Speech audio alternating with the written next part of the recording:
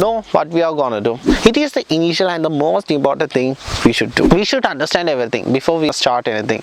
നമ്മൾ ഡിസൈഡ് ചെയ്യുന്നത് എന്താണ് എന്ന് നമ്മൾ മനസ്സിലാക്കണം. From the beginning stage of the business, you should understand one thing. The business take time and efforts to grow. അപ്പം ഇത് മനസ്സിലാക്കി ഒരു ഫീൽഡ് ചൂസ് ചെയ്യുന്നതായിരിക്കും നിങ്ങൾക്ക് ഏറ്റവും നല്ലത്. I'm not telling you that make your passion as a venture. പക്ഷേ ഞാൻ ഉറപ്പായിട്ടും പറയുന്ന ഒരു കാര്യമുണ്ട്. നീ ചൂസ് ചെയ്യുന്ന ഒരു ടോപ്പിക് അല്ലെങ്കിൽ നീ ചൂസ് ചെയ്യുന്ന ഒരു സബ്ജക്റ്റ് ഒരാൾക്ക് ഫ്രീ ആയിട്ട് ചെയ്തു കൊടുക്കാനുള്ള ഒരു മൈൻഡ് സെറ്റ് നിനക്ക് ഉണ്ടായിരിക്കണം. ഓക്കെ, ഞാനൊരു ഹാർഷായിട്ടുള്ളൊരു റിയാലിറ്റി നിങ്ങളോട് പറഞ്ഞു തരാം.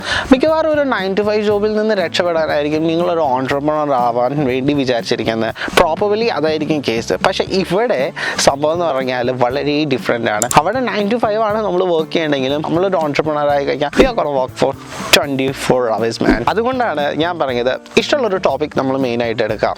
അങ്ങനെയാണെങ്കിൽ we can work on the topic forever. എൻ്റെ ഒരു പേഴ്സണൽ കാര്യം പറയുവാണെങ്കിൽ that why I just traveling because travelling എന്ന് പറയുന്നതാണെങ്കിൽ എൻ്റെ ലൈഫിൽ ഏറ്റവും ഇമ്പോർട്ടൻ്റ് ആയിട്ടുള്ളൊരു കാര്യം മടുക്കത്തില്ല. കാരണം എൻ്റെ ജീവിതത്തിൽ ഏറ്റവും കൂടുതൽ ഞാൻ ചെയ്യാൻ ഇഷ്ടമുള്ളൊരു കാര്യമാണ് ഞാൻ എൻ്റെ പ്രൊഫഷനിലോട്ടേക്ക് ഇൻക്ലൂഡ് ചെയ്തിരിക്കുന്നത്. So I am happy. നമ്മുടെ ഒരു starting stage there won't be anyone to help us.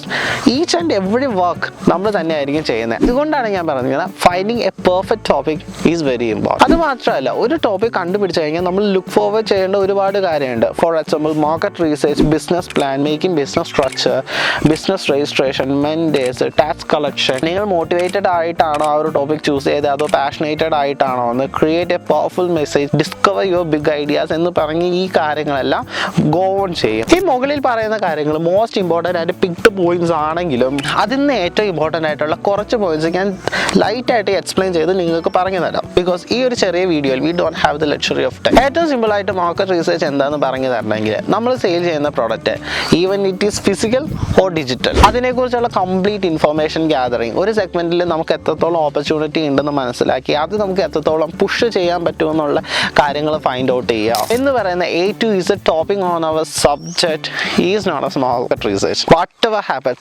don't miss it.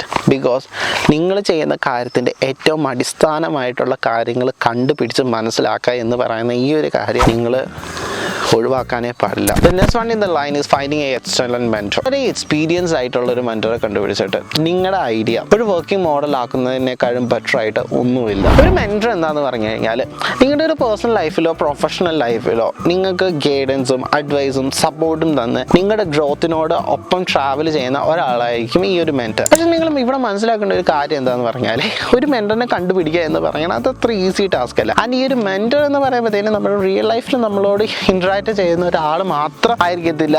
V can find someone who is very inspiring to us and അവർ ചെയ്യുന്ന വർക്കുകൾ നമ്മൾ റിസർച്ച് ചെയ്യുക, അവരുടെ ബിസിനസ്സുകൾ നമ്മൾ സ്റ്റഡി ചെയ്യുക. അപ്പം ഒരു മെന്റർ എന്ന് പറയുന്നത് ഒരു ഫിസിക്കൽ കോൺടാക്ട് ഉള്ള ഒരു ഹ്യൂമൻ ബീങ് മാത്രമായിരിക്കത്തില്ല, നമുക്ക് വെർച്വൽ ആയിട്ട് നമുക്ക് അഡ്മയർ ചെയ്യാൻ പറ്റുന്ന ഒരാളായിരിക്കാം. അപ്പം കുറച്ച് മെന്റേഴ്സിനെ കണ്ടുപിടിക്കുക.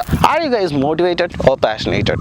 നമ്മുടെ ലൈഫിൽ നമ്മൾ പല പല കാര്യങ്ങളിൽ ഇൻഫ്ലുവൻസ്ഡ് ആവും. അതേപോലെ ഒരു ബിസിനസ് സ്റ്റാർട്ട് ചെയ്യാൻ നിങ്ങൾ എടുക്കുന്ന തീരുമാനം എന്തുകൊണ്ടെന്നാണ് എന്ന് നിങ്ങൾ റിയലി വിലയിരുത്തണം. അതിൻ്റെ റീസൺ ഒരു മോട്ടിവേഷൻ ആണെങ്കിൽ you are in big trouble. Because motivation ഒരു പെർട്ടിക്കുലർ പീരീഡ് ഓഫ് ടൈം കഴിയുമ്പോഴത്തേനും പോകും. പക്ഷേ നിങ്ങൾ പാഷനേറ്റഡ് ആയിട്ടാണ് ബിസിനസ് സ്റ്റാർട്ട് ചെയ്യണമെങ്കിൽ അത് എന്നും നമ്മുടെ കൂടെ ഉണ്ടാവും. മാക്സിമം ചെയ്യുന്ന കാര്യങ്ങളിലോട്ടേക്ക് ഒരു ടൈം കഴിയുമ്പോഴത്തേനും കുറച്ച് ഫയർ വാരിയിടാം.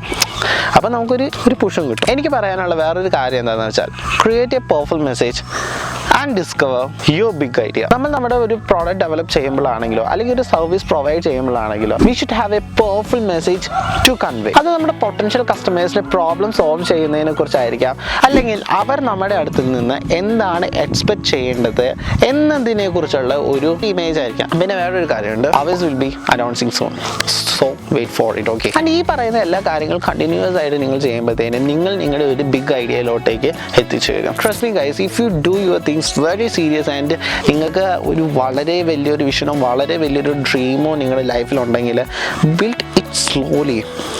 നിങ്ങൾ എത്തിച്ചേരാൻ പോകുന്നതെന്ന് പറഞ്ഞാൽ വലിയൊരു ഓപ്പർച്യൂണിറ്റിയുടെ ലോകത്തിലോട്ടേക്കായിരിക്കും. അൾട്ടിമേറ്റ്ലി ഈ പറയുന്ന കാര്യങ്ങൾ എല്ലാം കൂടി കൺക്ലൂഡ് ചെയ്ത് എനിക്കെന്താണോ മനസ്സിലായത് അത് ഞാൻ നിങ്ങളോട് കൺവേ ചെയ്യണമെങ്കിൽ കാര്യം ഇത്രയേ ഉള്ളൂ. If you want to crack a system, first we should understand the system. മനസ്സിലായെന്ന് വിശ്വസിക്കുന്നു.